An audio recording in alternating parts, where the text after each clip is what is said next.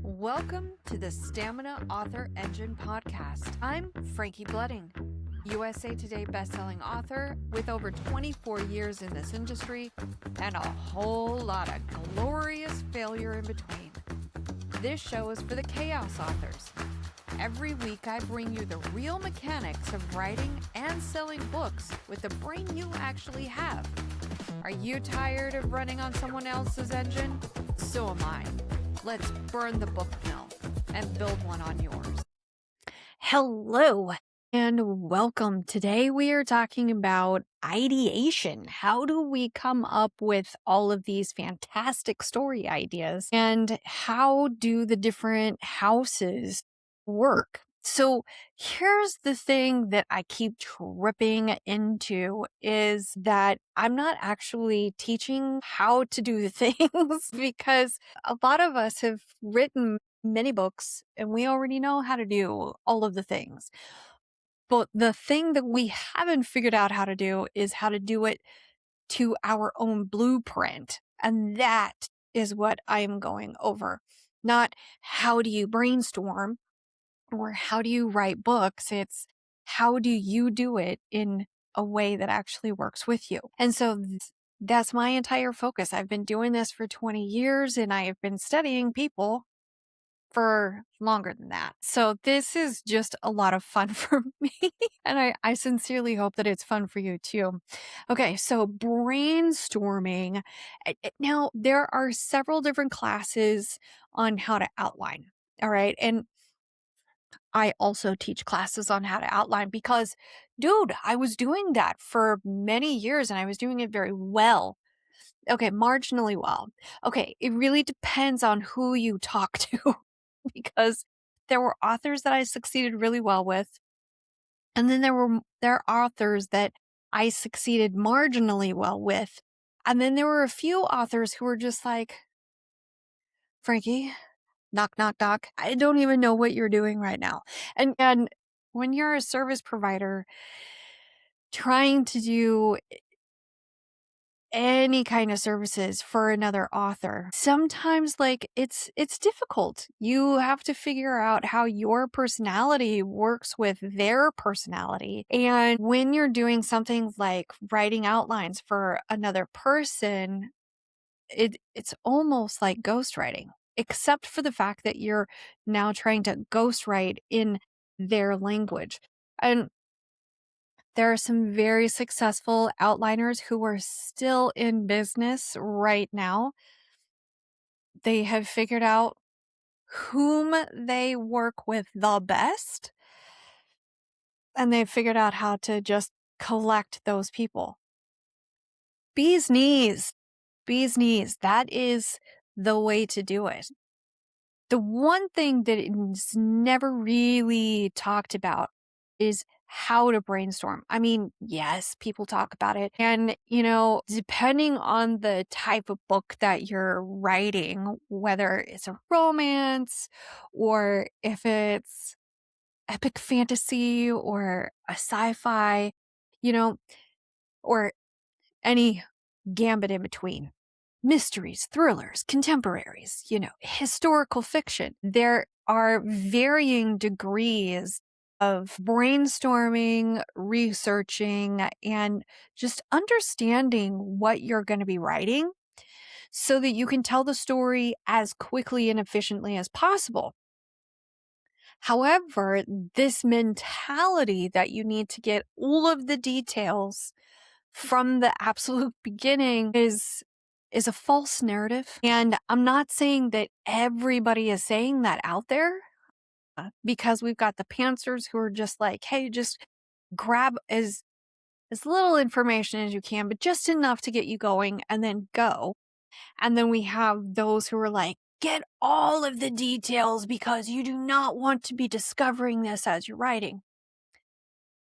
And then there's the whole wide gambit in between. And so we're going to discuss the weird gambit in between.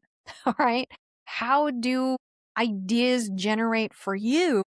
And how do you do your brainstorming? And what level of definition do you even need? So we're just going to start with the houses And we're going to start with lore keepers. Every single time I talk to them, they're like, why do I sound so boring? And I'm like, dude, how can you think that you're boring when you are the author that everybody wishes that they were more like? Okay. Because so many of us want to succeed, and lore keepers just have this, it is built into the very DNA of who you are. And that is such a superpower.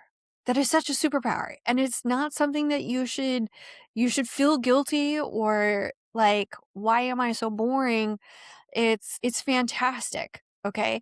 But on the brainstorming side of things, you will have an idea come to you, and then you will research and see if this idea has any validity to it. Is it going to be highly marketable? Is it something that I'm going to be able to hit my goals of success for? And if it is, then great. And then you do a whole bunch of market research to see what everybody else is doing. What are trends versus tropes? And you tend to follow the tropes because trends aren't something that you can actually bank on, and you understand that. Okay. Like some of us get really excited about the trend train, yeah, because it's a shiny squirrel. And you're just like, no, dude, that's a shiny squirrel. I'm not going to invest a ton of energy on something that may not have validity by the time I finish this book. Because, I mean, you can get regular words, which means that you are a consistent author and you can bank on a good schedule. However, if you are not one of the fastest authors because you have to, work during the day, or you have a toddler, or maybe you have two toddlers and a husband. I mean, who knows what you got, right? Poor husbands. They get such slack from me. It could be any partner, any partner. It just depends on what it is that you have that is taking a lot of your time, your cognitive creative power, so that sometimes when you sit down to write, you just don't have anything in the tank. Because look, even lore keepers can run out of gas. That's real. All right. It's just that the ritual that you build actually puts gas back in your tank. And that right there, that right there, that's the superpower that we all wish we had, because not everybody has that. Okay. The one thing that I have noticed when I was writing outlines for lore keepers is that they needed to have all the information before they sat down to write the book. Okay. They needed to know, like, if it was a mystery, they needed to know who the real killer was, what all of the clues were going to be, what the red herring or red herrings were going to be. They needed to know if there was going to be one red herring or two red herrings, and don't get too creative about it, because look, the best way to get words done every day is to stay focused. Okay. You read me? Yes, ma'am. I read you loud and clear. Don't get too creative. And when I say that, I'm like, lore keepers are very creative people.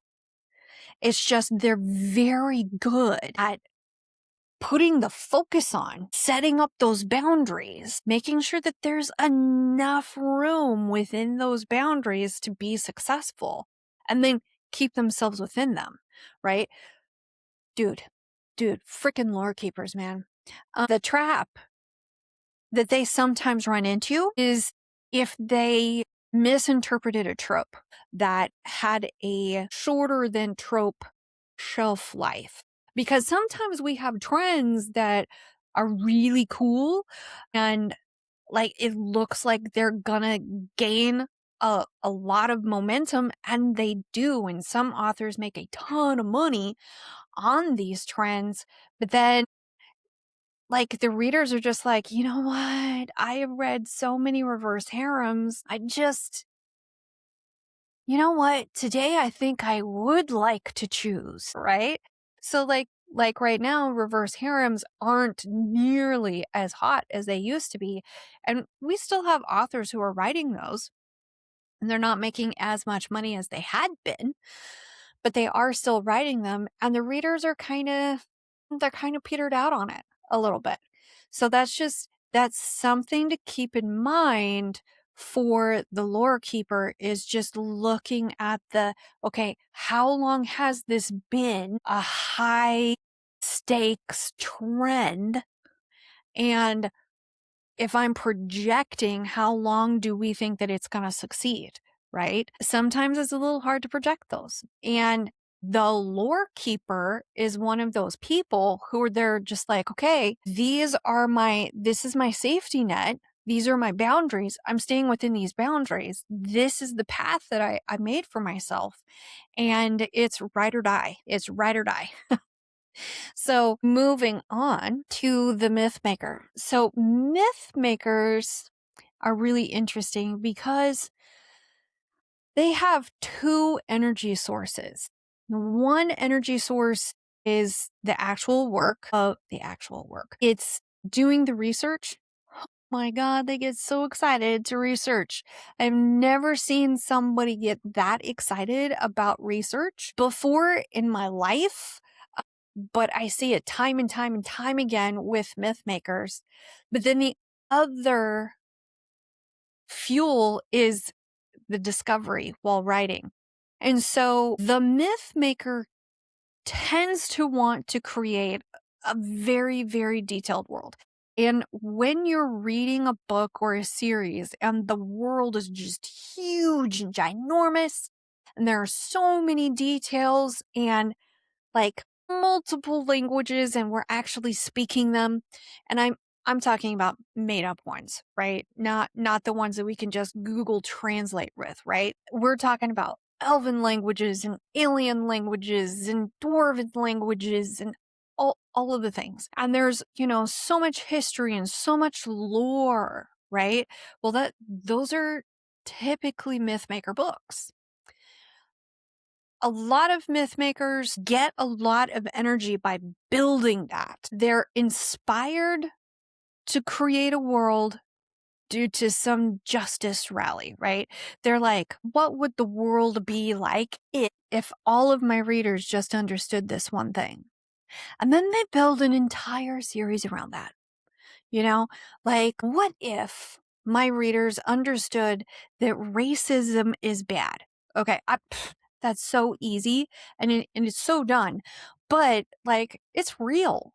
It's real. And I have seen this and I have experienced this in so many series and so many books. But this is the justice rally cry that, like, there was some experience that they saw or they felt or they had that inspired this. And then they created this great big huge world. And the one thing they want to do is they want to create all of the details for this particular book or series. And then they get bored midway through. And sometimes it's not even midway through. It's like sometimes it's after chapter 3, right? The myth maker and the wild scribe are very similar in the fact that they're easily bored. So in the brainstorming, I highly recommend that the myth makers not overbuild. Like, don't overbuild. Like, build just enough so that while you're writing, you can discover things and be like, oh my gosh, this was so exciting. This is cool. Oh yeah, man, I cannot wait to see how October deals with this. October is the name of my character. Okay, I'm not just randomly naming months. However, myth makers, if we can pull them out of their websites and their spreadsheets and their funnels, and if we can get them into their books, they can generate energy by writing as long as they're discovering the details of what they're building. Now, there are pros and cons to this, and we can go into that in a different whatever. The myth maker wants to do all of the details, and I highly recommend that they don't, just because they will get so bored. so quick. All right, now heart weavers, my heart weavers. Oh my gosh. When I was doing outlines, my heart weavers would get really tripped up if I built worlds for them and if I didn't build worlds for them. And it took me the longest time to figure out what was even going on here because my heart weavers aren't stupid. Like that's not what I'm saying at all. It's just it took me a while to understand how they were seeing the world building. And what's particularly weird about this is that I'm a heart weaving myth maker. So you would think, dang it, Frankie, wouldn't you just know this? Obviously not, because it took me forever to figure it out. The heart weaver's fuel is not a justice cry, and it is not a marketing goal. It is the wound transformation. Every single story has to have a wound transformation, a heart transformation, a soul call, a heart call that moves the story. And so when you look at it that way, you have to create your characters and understand your characters and then build the world through their eyes. You only need this much information if you're a heart weaver, for the most part. You don't need a ton of other information. Let's say that you're a heart weaver and you want to write a sci-fi. First of all, that sci-fi is going to be really cool and I want to read it. But second of all, like the big stuff, like how the solar system works or how the spaceships work, you don't really need to know that. You just need to know what it feels like, the reaction to what's happening, because that's going to restrict what you're capable of doing. And those restrictions can become some of the plot line. But you don't need to know all of the science behind it. You can just go, hey, I saw this in Star Trek, right? And I'm going to use that and use that science. It's already been done. People already believe it, and that's fine. That's absolutely fine. A heart weaving sci-fi writer is not going to write the same type of story as a myth-making sci-fi author who, let me tell you, does need to have all of that sci-fi knowledge, as does a lore keeping. The lore keeper and the myth maker both want to have all of the science around gravity, which is really funny because I'm a heart weaving myth maker and my husband is a wild scribe and we're writing a sci-fi together. We bicker over the science all the time because I want to know the science of it. Like I will go and I'll do a deep dive on physics. Am I a physicist? No. Do I think it's cool? Absolutely. And I'm only an expert for 3 days and then it's out of my head and I all of a sudden can't remember how gravity works, but whatever. And he's just like, I don't care about that. I want magic gravity. Heart weavers are kind of right there in between. They don't want to be overwhelmed by the details of the world building, but they still need to have the boundaries, the things that are going to limit them as they are working, because they need to focus their world building and story brainstorming around how their characters see it, are going to experience it, and how they're going to react to it. Like, capture those reactions. Those reactions are very important. All right, so let's talk about the wild scribe. The wild scribe's fuel is trust, and their inspiration is usually a justice rally cry. So they will have experienced something and they will feel so slighted, and they will build entire series around this feeling, this experience. And they will seek justice for it. And now understand that wild scribes, there are two different kinds of wild scribes. We have the feeling kind and we have the thinking kind. And the feeling kind, like there's a sense of betrayal. On the thinking kind, there is, I mean, it's a different sense of betrayal, but a sense of broken justice is really what it is. And so their stories are very sensory driven and experience driven. And it's very strange to me because I really thought that wild scribes, they're because they need so much flexibility in how they write. I was just like, okay, probably need to discover as you go. So like let's not even do the world building. And my God, I did not realize how detrimental that would be. Like I screwed up some wild scribe authors because I was just like, we don't really need to do any world building for you. Like here's your outline. And they're like, what do you want me to do with this? Well, the discovery for them is a little bit different. They need to know the details of the place that they're going to be in. Okay. But they need the flexibility to choose this path or to choose this path. But what they don't need is to discover as they're going what that path looks like, feels like, like sense, like what they need to know all of the sensory information. They need to know the history. They need to know why this door is magically closed and will open to their hand, but only if they are in true alignment with themselves. So I can't tell you how many times I have screwed that one up because I was just like, oh, the wild scribe and the myth maker are so similar. No, no. The wild scribe and the lore keeper are actually the most similar as far as their fuel because they're both crust builders and they need a lot of detail in order to write.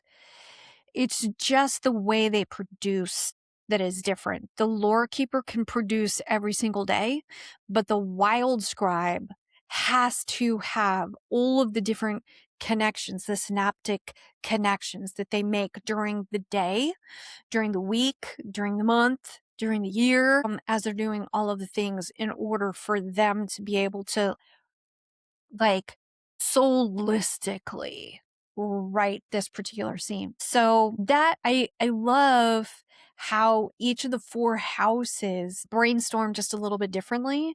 Now then, if you happen to be a hybrid like me, understand that one house is going to be just a little bit more dominant. And like every single time I take a personality test, I'm always 50-50, INTJ, INFJ. So I am 50-50 myth maker and heart weaver. However, when I am in a state of trauma, my first instinct is to build, is to research, to look for solutions. And that's that myth maker side of me.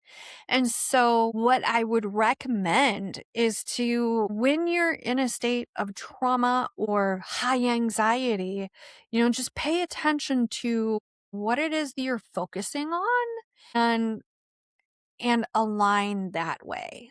Okay. And when you're doing brainstorming, limit or provide more details as your house is recommending, because that is not your first instinct. Like your first instinct is not always correct. And because sometimes that first instinct is wildly influenced by some of the things that other authors have told you. And that works for them, but it doesn't always work for you. All right. So that was a lot of fun. I could geek out about this all day long, but I have other things to do and I have a book that I need to finish writing. So if you would like more information about this, go ahead and watch the free workshop replay that walks you through all 4 rhythms. And the link for that is located on realindieauthor.com. And If you would like to book a free Unstuck author call, just let me know. Or go to realindieauthor.com and click Unstuck Author Call. All right. Thank you so much. Have fun brainstorming and write amazingly. That's it for this episode of the Stamina Author Engine podcast. If something here landed, if you finally saw your own pattern, I'd love to hear about it. And if you want me to name your rhythm one-on-one, grab a free Unstuck Author call. The link's in the show notes, and yes, it's actually free. And yes, I'll tell you the truth. Same time next week, Chaos Authors. Until then, burn the book mill, build your engine, and write amazingly.